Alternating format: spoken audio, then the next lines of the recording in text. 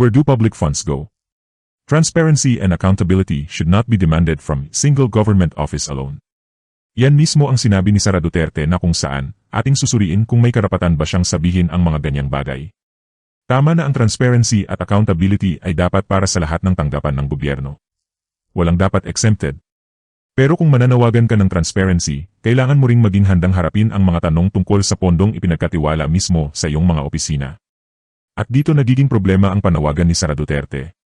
Bago ka magsabi ng where do public funds go, dapat ikaw muna mismo ang maging halimbawa ng transparency at accountability.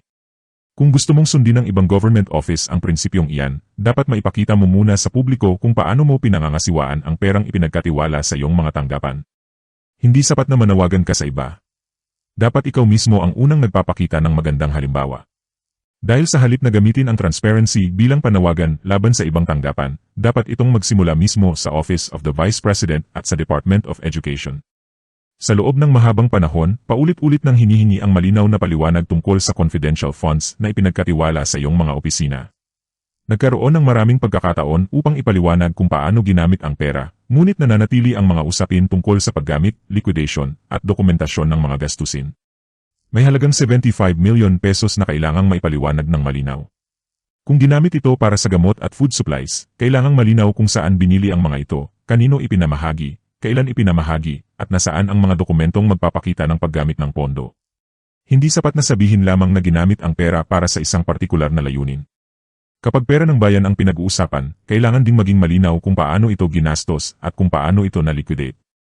Ilang beses nang naging sentro ng pagdinig sa House of Representatives at Senado ang usapin tungkol sa confidential funds. Paulit-ulit na napag-uusapan ang liquidation, dokumentasyon, at pananagutan. Kaya hindi maaaring ang transparency ay maging panawagan lamang para sa ibang tanggapan. Kung gusto mong malaman kung saan napupunta ang public funds, dapat magsimula rin ang transparency sa mga pondong ipinagkatiwala sa iyong sariling tanggapan. Ang Office of the Vice President ay gumagamit ng pera ng bayan. Ang Department of Education ay gumagamit din ng pera ng bayan. At dahil public funds ang pinag-uusapan, may obligasyon ang mga namumuno rito na maging malinaw sa publiko. Hindi ito personal na pera ng Duterte family. Hindi ito pribadong pera. Pera ito ng taong bayan. Kaya hindi pwedeng gamitin ang salitang transparency para lamang punahin ang ibang opisina habang hindi malinaw ang mga paliwanag tungkol sa sariling confidential funds. Kung may dokumento, ilabas. Kung may resibo, ipakita. Kung may liquidation, ipaliwanag. Kung may transaksyon, linawin kung paano ito isinagawa. Dahil ang accountability ay hindi lamang hinihingi sa ibang opisyal. Kasama rito ang bawat opisyal na humahawak at gumagamit ng pera ng bayan. At ang transparency ay hindi lamang isang magandang salita. Ang tunay na transparency ay kapag malinaw sa taong bayan kung paano ginamit ang perang ipinagkatiwala sa gobyerno. Kaya bago manawagan ng transparency sa ibang tanggapan, dapat harapin muna ang mga usapin tungkol sa confidential funds na ipinagkatiwala sa iyong sariling mga opisina. Maging halimbawa muna bago manawagan sa iba.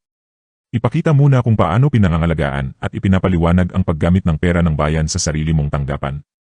Pera ng bayan yan. Hindi yan personal na pera ni Sara Duterte. At dahil pera yan ng taong bayan, may karapatan ang taong bayan na malaman kung saan ito napunta at kung paano ito ginamit.